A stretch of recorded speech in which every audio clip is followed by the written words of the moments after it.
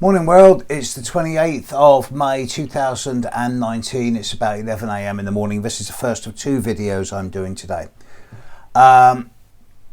In light of the European elections that have happened in the last 72 hours, I just want to make a comment on this. I've said a few times over recent weeks that what we're seeing in Britain at the moment is the end of the two-party system of politics. And perhaps this is clearly demonstrated by the results of the European elections, particularly with the protest vote in favour of the Brexit party, fronted by that extraordinarily charismatic human being, I think I'll be generous there, Nigel Farage. So I thought I'd have a quick look at his horoscope because he is the man of the moment. He's been around a long time, he's going to be around a long time, but I never think he's going to be as big as he'd like to be. Anyway, Nigel Farage was born on the 3rd of April 1964 at 4:30 in the afternoon in a little place called Down, D-O-W-N-E, in Kent, very close to a village called Farnborough, also in Kent. This makes him an Aries with Virgo rising and the moon in Sagittarius. There's a couple of really interesting things about his chart. Firstly, he's got an unaspected sun in the 8th house. The sun makes no aspect to any other planet in his chart. He does have a very powerful Mars in Aries. So when people see him as the typical Aries, they're seeing his Mars, not his sun. Secondly, he has Pluto on the ascendant. Pluto rising in Virgo, just in the first house by about 3 or 4 minutes of time. So everything he does he is passionate about. He goes to extremes. He will never surrender. He will stand up for his point of view, whether you like it or not. And he's convinced of his own correctness, I suppose is the right way of putting it.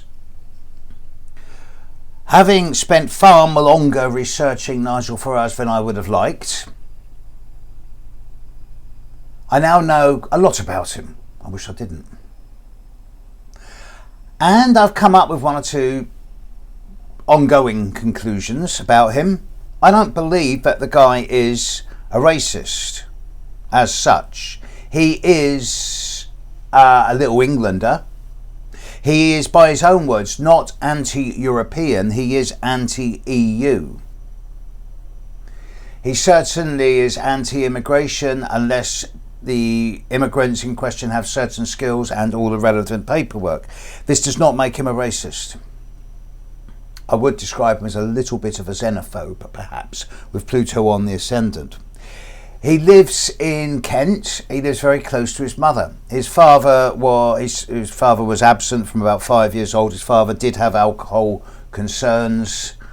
And Nigel did follow his father into the metals trade and the stock market and the banking trade for a bit.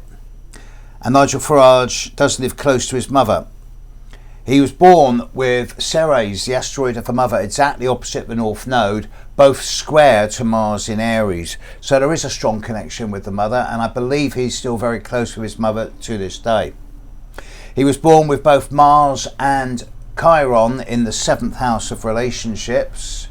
And with Chiron opposite his ascendant and Pluto, he has had two significant long-term relationships, both of which I believe have collapsed. He's the father of 4 children from these two relationships. He's also got a really strong Saturn in the 6th house, sextile Jupiter and sextile Mercury. So he's very persuasive with his talking. He's probably a good businessman underlying it all, and if he weren't so focused in what I would consider a narrow-minded way on political change in the UK, I've no doubt he would be doing very well for himself professionally. What's really interesting is the ongoing transits to Nigel Farage's chart. Pluto and Neptune at this time are not touching him. And Uranus has just finished a year-long conjunction to his Mercury and sextiling his Saturn. So his ideas of the last year about revolutionising himself, his boundaries and his communication system seem to have worked with the fact that he only formed the Brexit party some 2 or 3 months ago, and now it's commanding a third of the votes that happened. Mind you, only 35% of people voted, and 1/3 of them voted for the Brexit party, so perhaps 12% of the British population support him, or at least did so in the last election. There are no major ongoing challenges in his horoscope at this time, with one very big exception. Saturn in the sky, in his 5th house at the moment of creativity and children, is squaring his sun. Has been since the end of January, will be until mid-late September. And particularly in the middle of September, as Saturn stands still, it stands still precisely squaring Nigel Farage's sun. Now, he's had a few physical injuries. He's had pretty major surgery around cancer. He's had some pretty bad accidents in his life, plane crashes, things like this. I don't think he's as physically strong as he likes to portray himself as being. As far from my own, I personally don't like him, primarily because he believes that climate change is a scam, and he considers windmills as ghastly and ruining the countryside. He'd rather have nuclear power stations, which obviously I don't agree with, but that's his prerogative.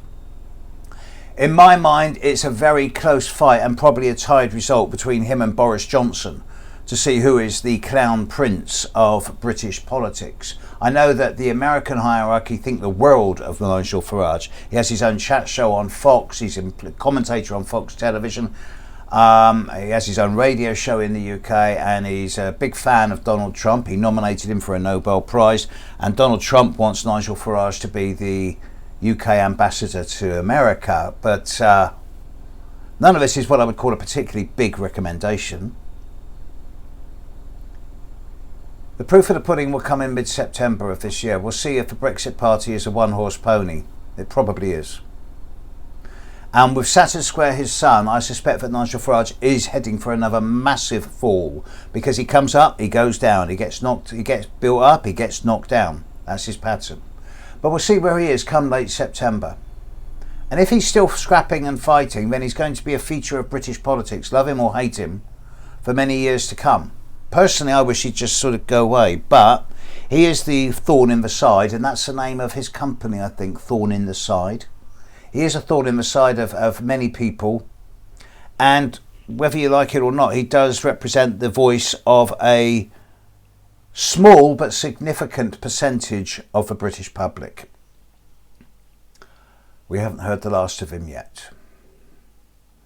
Right, now for the second video of the day.